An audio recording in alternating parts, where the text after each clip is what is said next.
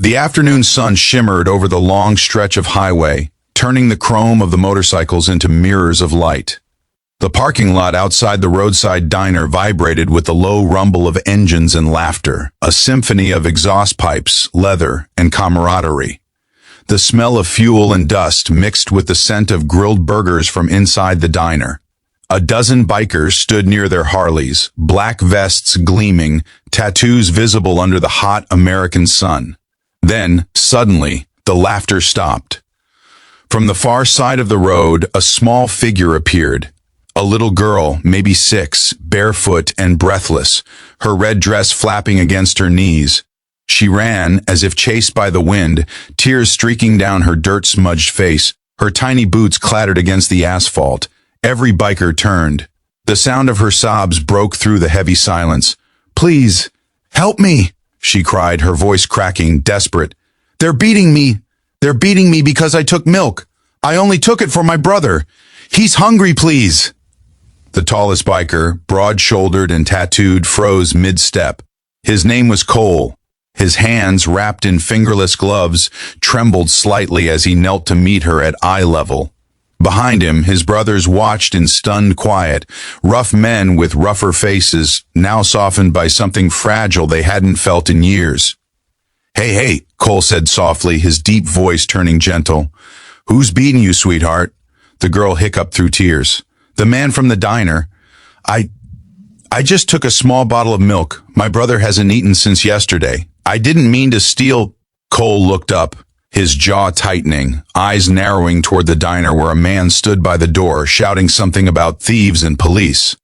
Before we continue, the narrator's voice would softly fade in here, warm and calm. Make sure to like, subscribe, and share your thoughts in the comments. It really helps us bring you more heartfelt stories like this one. Cole rose slowly, sunlight glinting off his vest badge. The rest of the bikers exchanged glances. Without a word, they walked toward the diner, their heavy boots striking the pavement in unison, a slow, deliberate rhythm that carried weight. The little girl clung to Cole's hand, her tiny fingers gripping his rough knuckles. Inside, the diner manager stammered as the bikers entered. "She stole," he said defensively, "from my shelf. Milk, I saw her." Cole's voice was quiet, calm. "How much was it?" The man blinked. $1.50. Cole took out his wallet, placed a $10 bill on the counter, and said, "Keep the change. And maybe next time you ask before you judge." The manager didn't speak.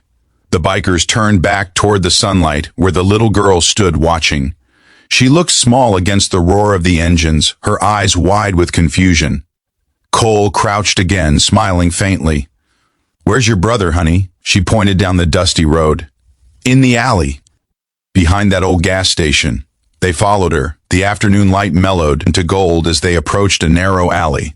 There, wrapped in a tattered blanket, sat a boy of maybe 4, pale, shivering, holding an empty baby bottle. His eyes lifted weakly when he saw them. Cole's throat tightened. Something about the boy's frail arms, the way he tried to smile despite his hunger, cracked open a place he'd kept locked for years. He crouched beside the child, placed his leather jacket over the boy's shoulders, and whispered, "You're safe now, kid." The little girl knelt beside her brother. "I told you I'd bring milk," she said, her small hands shaking as she handed it over. The boy drank greedily, and when he finished, he looked up and whispered, "Thank you." For a moment, the world went quiet. The only sound was the hum of engines idling nearby and the wind carrying faint music from a passing truck. Cole stood there, hands in his pockets, staring at the siblings. His jaw clenched, not from anger, but from memory. He saw flashes of his own childhood, the nights he'd gone hungry, his little sister crying under a leaking roof. He'd once stolen bread for her too, and his father's fists had left scars that never faded. He'd run away at 12, slept under bridges, learned to fight, to ride, to survive. But somewhere along the road, he'd forgotten what compassion felt like. Until now. The other bikers quietly placed things beside the children. A half-eaten sandwich, a can of soup, a small stuffed bear from one of their saddlebags.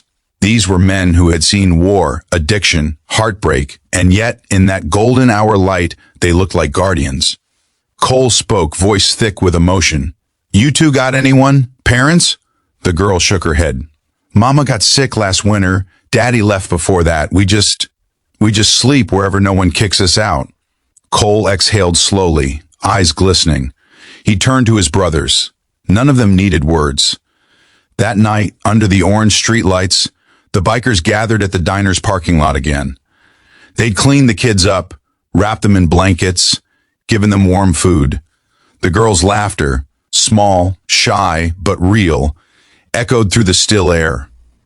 Cole sat nearby, watching her braid her brother's hair with trembling fingers. Something inside him felt both heavy and light at once.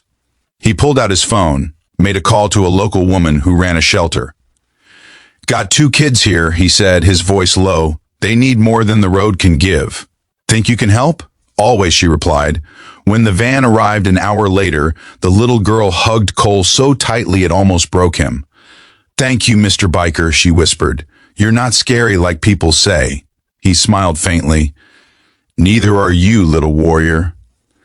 As the van pulled away, the bikers stood silent. The engines were off. Only the soft hum of the night remained. If this story has touched your heart, the narrator's voice would gently return here. Don't forget to like, subscribe, and leave a comment. Your support helps us keep sharing stories that remind us of the power of kindness. Cole turned his gaze upward, where the stars flickered like distant headlights. One of the bikers, a man named Red, clapped his shoulder.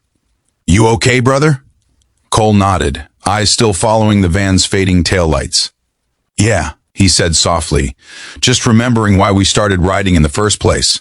The night deepened, warm wind brushing against leather and chrome. The bikers mounted their motorcycles, engines roaring once more, not in rage but in promise. As they rode off into the horizon, their headlights painted streaks of white across the dark road. And somewhere in the shelter that night, a little girl whispered to her brother, "See, the bikers saved us." In a world often quick to judge, kindness still rides quietly among us, in the hearts of those who have seen the dark and still choose to bring light. Because sometimes the toughest men carry the softest hearts, and sometimes a child's cry can remind us all that humanity is not lost. It's just waiting to be awakened.